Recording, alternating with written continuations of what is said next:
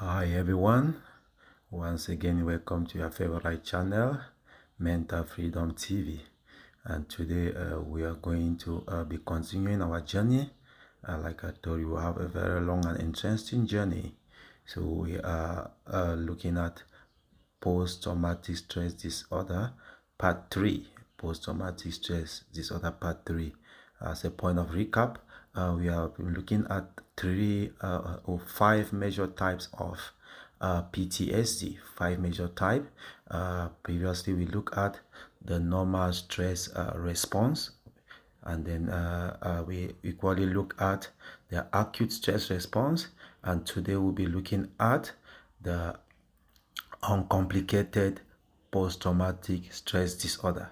What is uncomplicated post-traumatic stress disorder? Just as its name presupposes, this is the simplest form of post-traumatic stress disorder. Why is it simple? This is because it involves just a single case of a traumatic experience.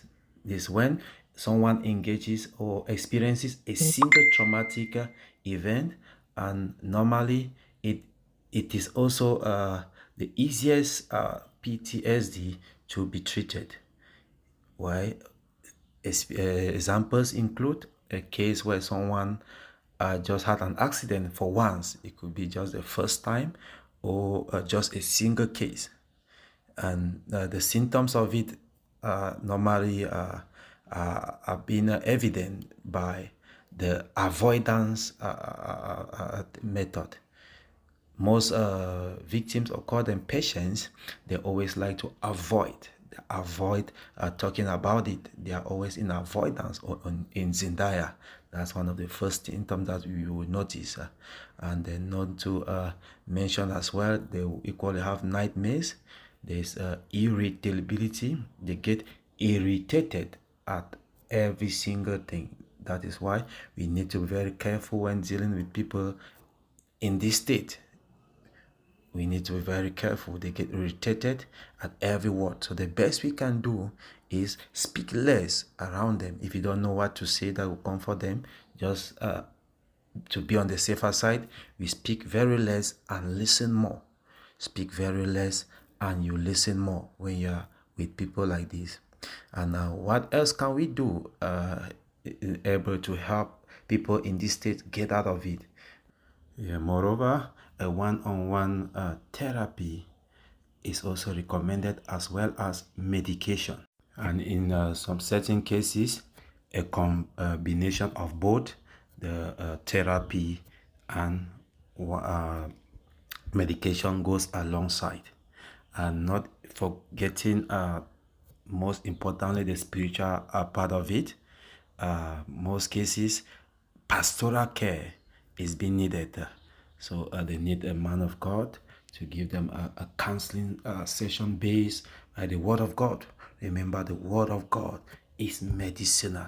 The word of God is potent, and alongside prayers. Remember, there is nothing that prayer cannot do. Nothing is impossible when we engage in prayers. So it is very important we take note of this, and we seek for a solution or for a treatment at this earlier stage before it becomes complicated. They say a stitch on time says what?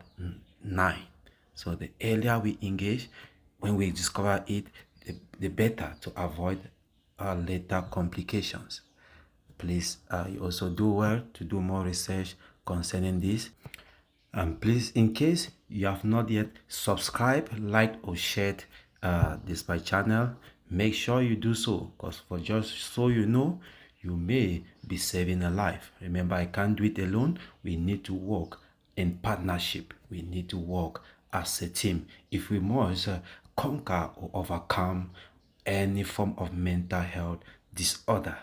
Don't forget, you are not completely free until you are mentally free. See you shortly in our subsequent videos.